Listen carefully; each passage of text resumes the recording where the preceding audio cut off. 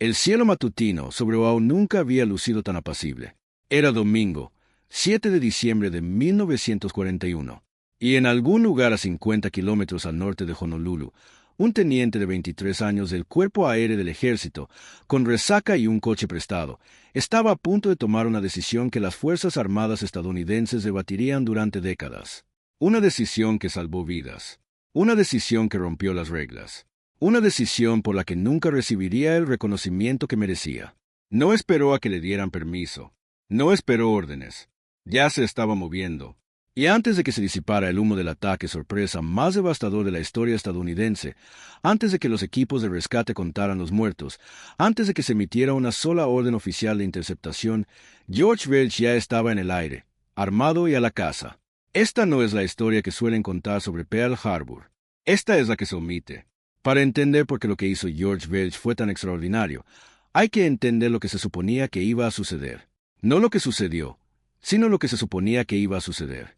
Porque en la mañana del 7 de diciembre de 1941, el ejército de Estados Unidos tenía procedimientos, reglamentos, cadenas de mando y una estructura de autoridad rígida, construida a lo largo de décadas, diseñada para garantizar que ningún oficial, por muy capaz que fuera, pudiera enviar unilateralmente las fuerzas estadounidenses al combate sin autorización directa de sus superiores. Ese sistema estaba a punto de ser ignorado por completo, gloriosamente y quizás necesariamente. En 1941, las Islas Hawaianas albergaban la mayor concentración de poder militar estadounidense en el Pacífico. Pearl Harbor, en la isla de Oahu, era el pilar de ese poder, la base de la flota del Pacífico, una armada de acorazados, cruceros, destructores y submarinos destinada a disuadir la agresión japonesa y, si la disuasión fracasaba, a librar y ganar una guerra naval en el océano más grande del mundo. Junto a Pearl Harbor, el Cuerpo Aéreo del Ejército había establecido una serie de aeródromos en Oahu, Wheeler Field en el centro de la isla, y Camp Field junto a Pearl Harbor, Bellows Field en la costa de Barlovento y varias pistas auxiliares más pequeñas que se habían construido pero que no eran bases operativas principales. En teoría, las defensas aéreas de Hawái eran formidables. Había más de 750 aeronaves militares de diversos tipos estacionadas en la isla. Contaba con baterías antiaéreas, estaciones de radar, incluidas las nuevas unidades móviles SC-270 desplegadas recientemente, y una compleja estructura de mando diseñada para coordinar la respuesta ante cualquier amenaza aérea. A finales de 1941, los planificadores militares estadounidenses eran conscientes del peligro de un ataque japonés. Existían alertas de inteligencia, un deterioro diplomático y una palpable sensación entre algunos oficiales de que la guerra era inminente. Pero existe una brecha profunda y mortal entre saber que la guerra es posible y estar preparado para ella a las 7:48 de la mañana de un domingo. El radar había funcionado. Esa es quizás la ironía más cruel de toda la historia. A las 6:52 de la mañana del 7 de diciembre, los soldados Joseph Lockhart y George Elliot estaban de servicio en la estación de radar de Opana, en el extremo norte de Oahu, cuando detectaron una señal enorme en su pantalla, una masa de aviones tan grande que Lockhart pensó inicialmente que el equipo estaba fallando. 172 aviones japoneses en la primera oleada de ataque, volando en formación cerrada desde un punto situado a 300 millas al norte. Los dos soldados informaron del contacto al centro de control de cazas.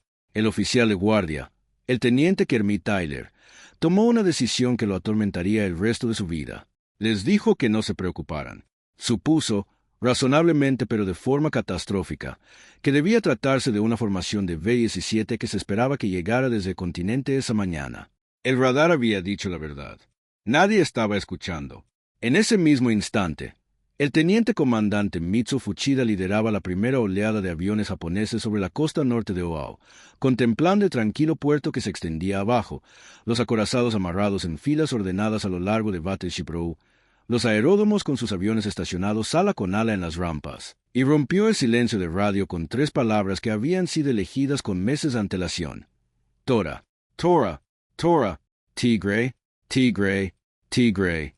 La señal significaba: se había logrado la sorpresa total. Tenía razón. En Wheeler Field, la principal base de cazas en el centro de Oahu, los aviones estaban estacionados tan juntos que apenas se podía caminar entre ellos. Esto era intencional. El ejército estaba preocupado por el sabotaje y había ordenado que los aviones se concentraran y estuvieran bajo estricta vigilancia. Era una medida antisabotaje, pero era la peor disposición posible ante un ataque aéreo. Cuando los bombarderos japoneses y los Siru que ametrallaban atacaron Wheeler a las 7:53 de la mañana, encontraron 240 aviones apiñados como blancos en un campo de tiro. En los primeros 15 minutos del ataque, más de la mitad de los aviones de Wheeler fueron destruidos o gravemente dañados, ardiendo la pista, con las secciones de cola arrancadas y las cabinas destrozadas por proyectiles de cañón de 20 milímetros. La reacción fue caótica. Los hombres corrían. Los hombres se ponían a cubierto. Los hombres intentaban alcanzar sus armas. Algunos individuos extraordinarios, mecánicos que agarraron fusiles y dispararon contra los Siru que pasaban sin ningún efecto significativo, oficiales que intentaron organizar respuestas sin comunicación e información, hicieron lo que pudieron en una situación imposible. Pero, en general, el mecanismo de respuesta oficial había sido decapitado al instante. No había interceptores en el aire. No había órdenes coordinadas para despegar. Había fuego, ruido, confusión y el terrible sonido de los aviones japoneses que se retiraban de sus ataques aéreos y daban vueltas para otra pasada. La respuesta oficial fracasó incluso antes de empezar, lo cual nos lleva de nuevo al joven con resaca y al coche prestado. George Louis Belch nació el 19 de septiembre de 1918 en Wilmington, Delaware, hijo de un vicepresidente de DuPont, una de las familias industriales más poderosas de Estados Unidos. Contaba con todas las ventajas que un joven de su época y posición social podía tener. Estudió ingeniería química durante un año en la Universidad de Purdue y luego, en una decisión que no sorprendió a nadie que lo conociera, abandonó los estudios para aprender a volar. Desde muy joven, Bell sentía una obsesión por la velocidad y las aeronaves que iba más allá de la fascinación común que muchos jóvenes de su generación sentían por la aviación. No estaba hecho para un escritorio, para un laboratorio, para el mundo ordenado de la química industrial que representaba la carrera de su padre. Necesitaba estar en movimiento. Necesitaba esa libertad particular que solo existía en las alturas. Obtuvo su nombramiento como oficial y sus alas en 1940 y fue destinado a Wheeler Field, Hawái, donde pilotó el Curtiss P-40 Warhawk, el caza de primera línea estadounidense de la época. El P-40 no era el avión más glamuroso del mundo. Era más lento que el Mitsubishi A6M Siru japonesa que se enfrentaría en combate, menos maniobrable a gran altitud y de menor alcance. Alcanzaba una velocidad máxima de aproximadamente 580 km por hora, lo que suena impresionante hasta que se considera que el Siru podía igualarlo, superarlo en ascenso y en maniobrabilidad en prácticamente todas las medidas convencionales de combate aéreo. Los planificadores estadounidenses lo sabían. Tenían información sobre el Siru. Sabían que los pilotos estadounidenses que volaban P-40 contra pilotos japoneses en Sirus estarían en desventaja. Lo que no podían saber, lo que nadie comprendía del todo aún, era que la desventaja podía superarse con tácticas, con agresividad, con pilotos dispuestos a usar las pocas ventajas reales del P-40, su capacidad para picar más rápido, su superior velocidad al aveo a alta velocidad, su construcción más robusta, contra un enemigo a que se le había dicho que sus oponentes simplemente huirían. George Belch fue uno de los pilotos que descubriría esto por la fuerza y la necesidad la mañana del 7 de diciembre. Pero no sabía nada de eso todavía la noche del 6 de diciembre, cuando estaba sentado en el club de oficiales de Wheeler Field jugando al póker, bebiendo y haciendo lo que los jóvenes pilotos del ejército hacían un sábado por la noche en el Hawái de tiempos de paz. Tenía 23 años.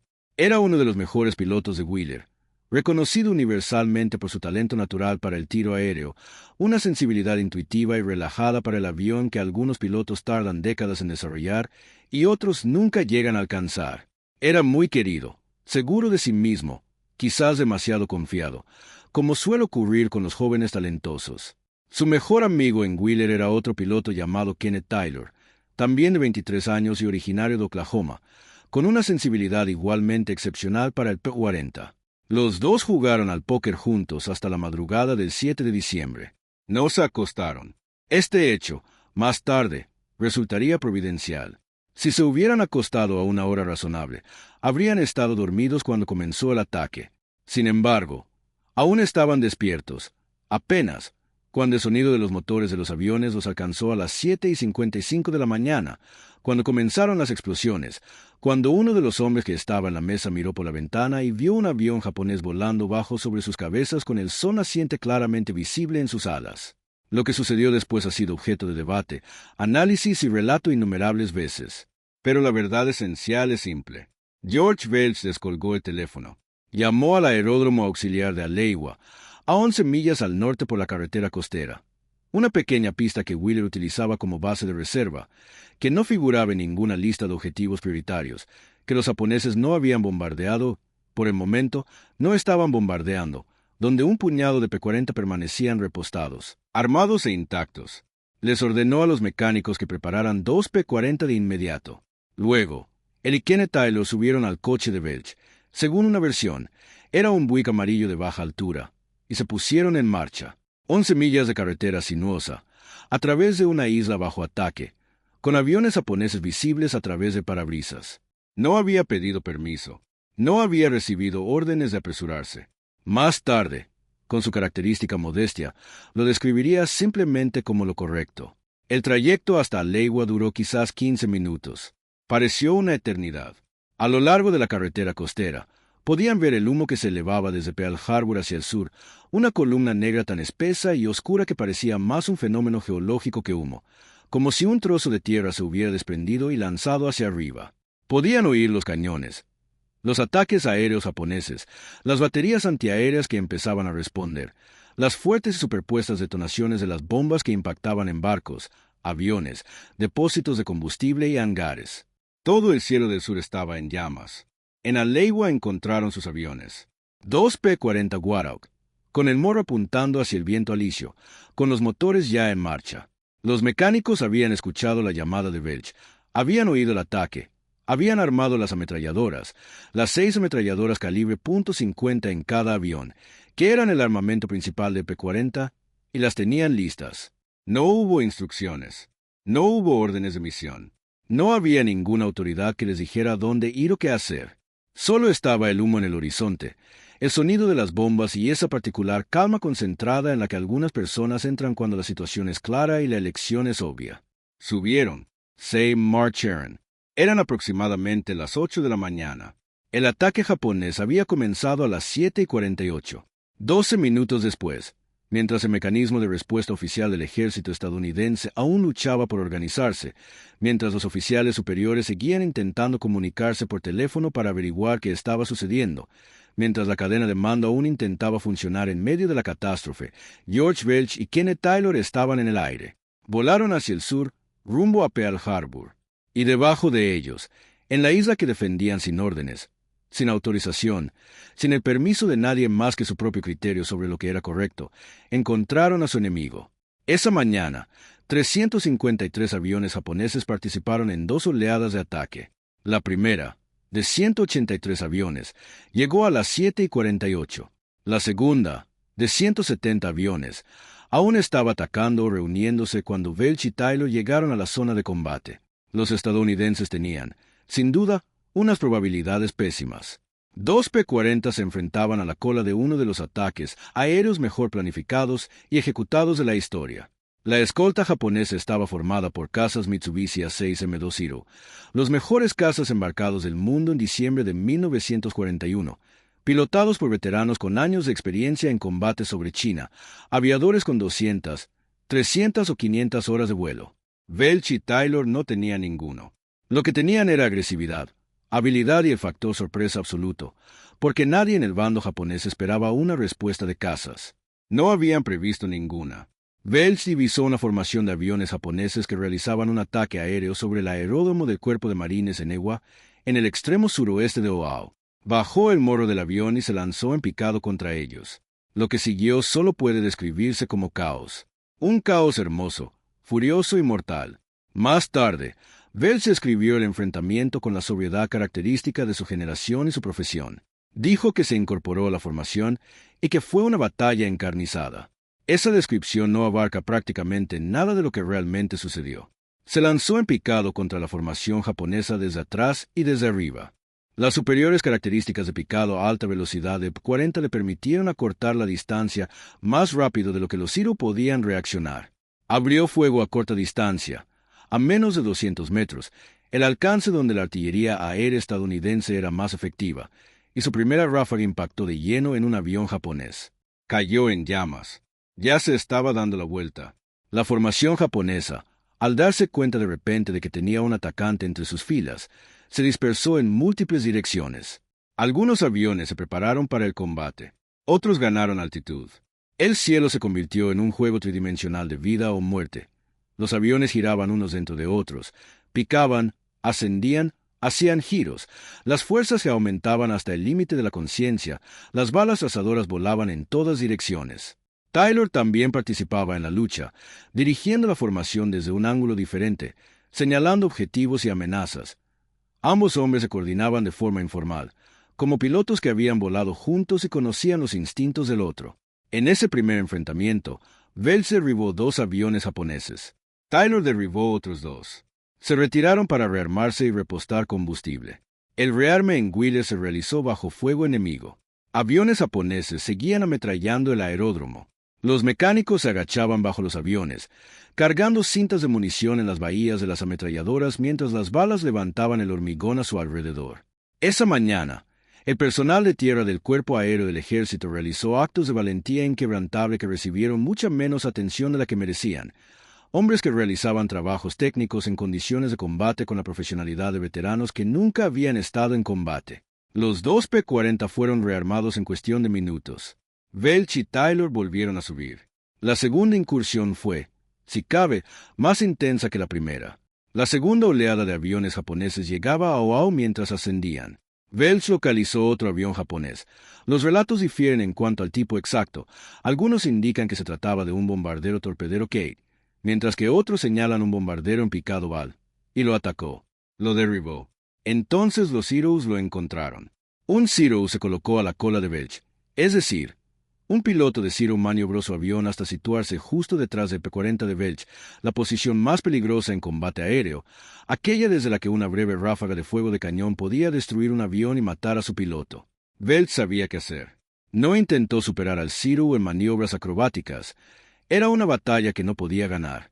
El Zero podía superar en maniobrabilidad a prácticamente cualquier avión del mundo en 1941. En cambio, bajó el morro y se lanzó en picado, aprovechando la construcción más robusta del P-40 y su mayor velocidad de picado para crear separación. Funcionó. Escapó. Encontró otro avión japonés. Se colocó detrás de él y lo derribó. Su balance de la mañana: 4 aviones destruidos. 2 en la primera salida, 2 en la segunda. Kenneth Taylor derribó 2 aviones japoneses confirmados y dañó al menos uno más. Resultó herido en el brazo durante el combate, pero permaneció en el aire. En el transcurso de aproximadamente 90 minutos de combate real, los 2 tenientes de 23 años que habían estado jugando al póker 6 horas antes derribaron 6 aviones japoneses confirmados, aproximadamente el 10% del total de victorias aéreas estadounidenses de todo el día, sin órdenes, sin autorización, sin que un solo oficial superior les hubiera dicho que hicieran lo que hicieron. Estuvieron entre los primeros pilotos de combate estadounidenses de la Segunda Guerra Mundial. Habían llegado hasta allí ignorando las reglas. Las consecuencias del ataque a Pearl Harbor fueron inmensas e inmediatas. Murieron 2.403 estadounidenses y 1.178 resultaron heridos. 8 acorazados fueron hundidos o gravemente dañados. 188 aviones estadounidenses fueron destruidos y otros 159 resultaron dañados. Fue el peor desastre militar en la historia de Estados Unidos hasta ese momento, una catástrofe tan completa e inesperada que se necesitaron semanas para comprenderla por completo.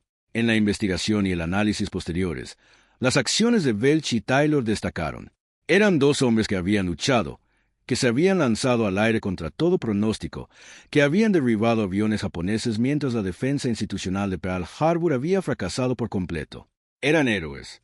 El ejército recomendó a ambos para la Medalla de Honor, la máxima condecoración militar de Estados Unidos, otorgada por valentía e intrepidez excepcionales, arriesgando la vida más allá del cumplimiento del deber.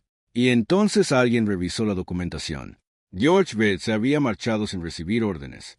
No había constancia de una autorización de despegue inmediato. Tampoco constancia de que un oficial superior ordenara a Welch o Taylor que despegaran. Lo que sí existía, en el frío lenguaje de los procedimientos militares, era un registro de 2 oficiales que habían enviado aeronaves a combate sin haber recibido autorización para ello. En el ejército de 1941, esto no era un asunto menor. El sistema de autoridad de mando existía por una razón. Un ejército en el que los soldados y oficiales actuaban según su propio criterio, ignorando la cadena de mando cuando consideraban que la situación lo justificaba. No era un ejército, sino una turba. La jerarquía debía mantenerse, incluso, y sobre todo, cuando producía resultados que parecían contraproducentes. Ambas recomendaciones para la concesión de la medalla de honor fueron denegadas. En cambio, recibieron la Cruz por Servicio Distinguido, la segunda condecoración militar más alta, con una mención que reconocía su extraordinario valor y sus 6 derribos confirmados, pero que guardaba un notable silencio sobre las circunstancias específicas de su despegue no autorizado. El registro oficial fue, por decirlo suavemente, modificado. La historia contada al público enfatizó el heroísmo, dejando de lado discretamente la insubordinación. George Welch White, Kenneth Taylor eran héroes. Simplemente no eran el tipo de héroes que el ejército debía celebrar por completo. Welch jamás se quejó públicamente de esto. Ni una sola vez, en ninguna entrevista ni documento que haya sobrevivido, sugirió que mereciera algo que se le negó. Parece haber comprendido, y tal vez incluso aceptado, que el sistema que falló tan catastróficamente el 7 de diciembre era el mismo que él había eludido para defenderse, y que ambos hechos eran a la vez ciertos y complejos. Era un hombre práctico. Había hecho lo que tenía que hacer. El reconocimiento, o la falta de él, era problema de otros. Regresó a la guerra. Regresó a la guerra y fue extraordinario en ella. Welch continuó participando en combates aéreos durante toda la campaña del Pacífico y acumuló un historial que podría haber sido más famoso de haber sido más conocido. Voló P-40 en los brutales combates iniciales de la guerra en el Pacífico Sudoccidental y luego pasó a P-38 Lightning cuando se dispuso de mejores aeronaves. Consiguió numerosas victorias en los implacables combates aéreos sobre Nueva Guinea y las islas circundantes, enfrentándose a pilotos japoneses cada vez más desesperados y peligrosos a medida que las ventajas iniciales de Japón en la calidad de las aeronaves se desvanecían y la ferocidad del entrenamiento de pilotos estadounidenses producía oponentes que igualaban e incluso superaban la habilidad japonesa. Terminó la guerra con 16 victorias aéreas confirmadas, lo que lo convirtió en un doble as con medio as. 16 aviones destruidos en combate. Fue, sin duda, uno de los pilotos de caza estadounidenses más exitosos de la Segunda Guerra Mundial. Sin embargo, nunca llegó a ser tan conocido como algunos de sus contemporáneos. Había algo en Welch que se resistía a ser encasillado fácilmente en la categoría de héroe. Era demasiado relajado, demasiado informal, demasiado desinteresado por naturaleza en la autopromoción como para desempeñar el papel de héroe de guerra al estilo que preferían las maquinarias publicitarias de la época. Tras la guerra, hizo algo que sugiere, quizás, cuál había sido su verdadera pasión. Se convirtió en piloto de pruebas. No en un piloto de pruebas cualquiera. Empezó a trabajar para North American Aviation, el fabricante que construiría algunos de los aviones más emblemáticos de la posguerra, y se convirtió en uno de los pilotos experimentales más destacados del país en un momento en que la aviación experimental era, literalmente, la profesión más peligrosa que un ser humano podía elegir. Eran los años de la barrera del sonido, los años en que la aviación pasaba de los aviones de hélice a los aviones a reacción y a los aviones propulsados por cohetes a una velocidad vertiginosa, sin que nadie comprendiera del todo las capacidades de las nuevas máquinas. Los pilotos morían en el intento por descubrirlas.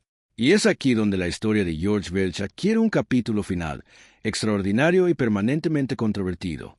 El 14 de octubre de 1947, el piloto de pruebas de la Fuerza Aérea, Chuck Yeager, subió a bordo de un avión experimental propulsado por cohetes llamado Bell X-1, pintado de naranja brillante y bautizado como Glamorous Glennis en honor a su esposa, y rompió la barrera del sonido, viajando a una velocidad superior a la del sonido, Mach 1.06 para ser exactos, sobre el desierto de Mojave.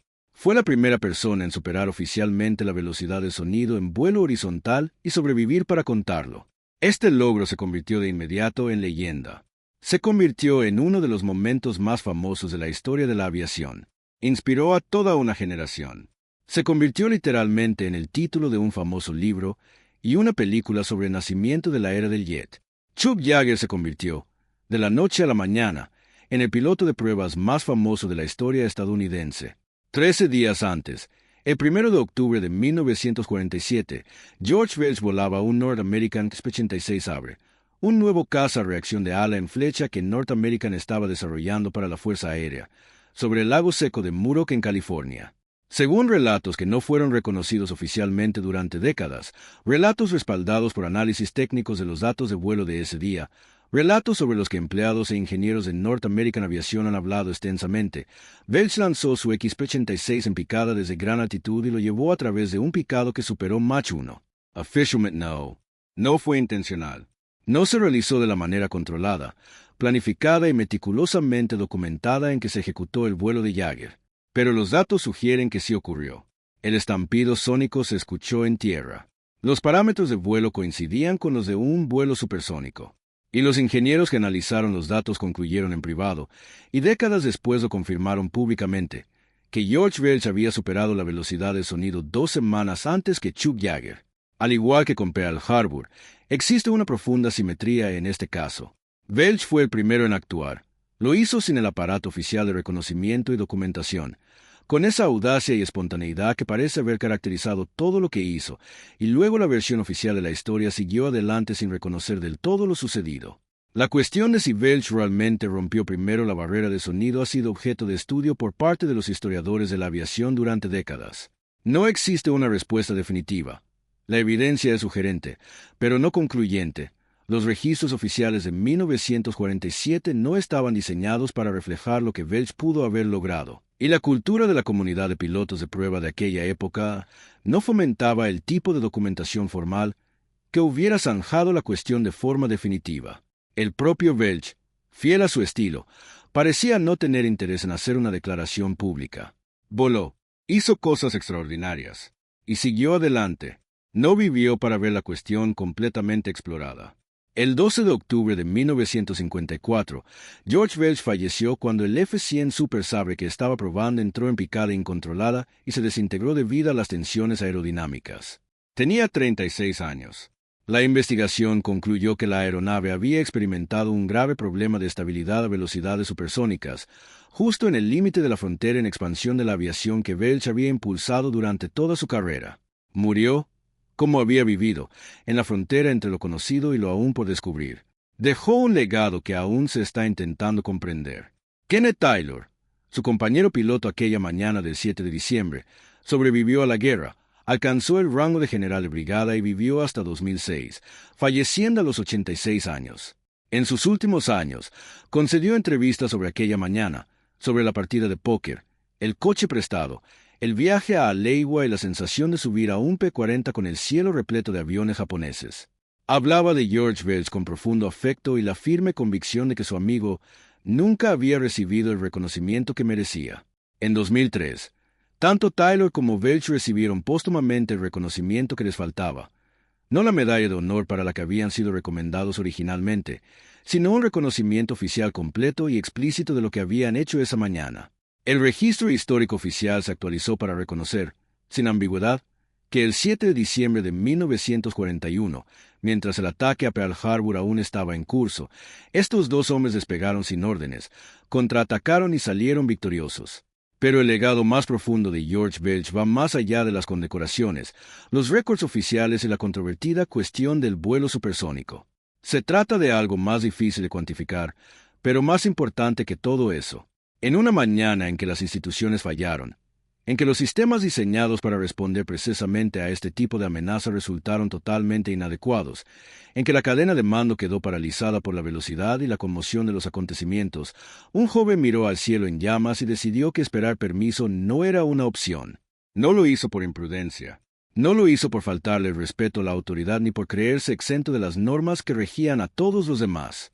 Lo hizo porque comprendió, con la simple claridad a la que a veces solo los jóvenes tienen acceso, que la situación exigía acción y que esa acción requería que alguien actuara.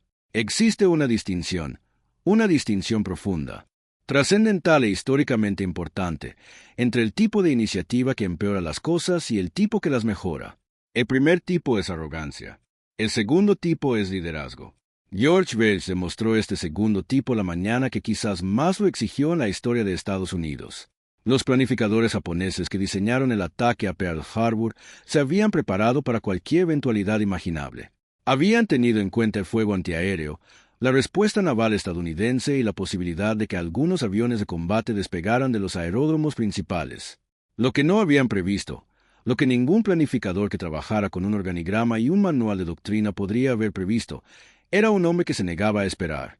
Dos P-40 no pueden detener un ataque de 353 aviones. Nadie jamás sugirió que pudieran. Lo que Welch y Taylor hicieron el 7 de diciembre no cambió el resultado de la batalla. Los acorazados se hundieron. Los aeródromos ardieron. Los 2.403 estadounidenses murieron. El ataque tuvo éxito según todos los planes militares establecidos. Pero lo que hicieron Welch y Taylor importó. No solo por los aviones japoneses que derribaron, no solo por la pequeña contribución práctica que hicieron a la defensa de Oahu. Importó porque, en el desastre militar más desesperado, caótico y desigual de la historia estadounidense, dos hombres subieron a su avión y demostraron que los estadounidenses contraatacarían. Inmediatamente. Sin esperar. Sin pedir permiso. Sin calcular las probabilidades. A Chuck Yeager se le atribuye haber roto la barrera del sonido. Se atribuyó a la Armada de los Estados Unidos el mérito de haber quebrado el poder naval de Japón en Midway. Se reconoció a la 101ª División Aerotransportada por haber mantenido la posición en Bastogne. La historia tiende a dar crédito a las personas, a las unidades y a los momentos que están oficialmente documentados, oficialmente celebrados y oficialmente recordados. George Welch, en la mañana del 7 de diciembre de 1941, ya estaba en el aire antes de que comenzara la respuesta oficial. Combatía mientras la cadena de mando aún intentaba comprender lo que sucedía. Derribó 4 aviones japoneses antes de que nadie le ordenara intentarlo. La historia le debe una deuda que nunca ha saldado del todo. Un hombre que pidió permiso y lo obtuvo cruzó la barrera de sonido. Y tal vez 2 semanas antes, por alguien que no lo hizo. Cada generación se enfrenta a un momento en que los canales oficiales fallan, cuando el sistema diseñado para responder a la crisis no puede hacerlo con la suficiente rapidez, y la única pregunta que importa es si alguien actuará.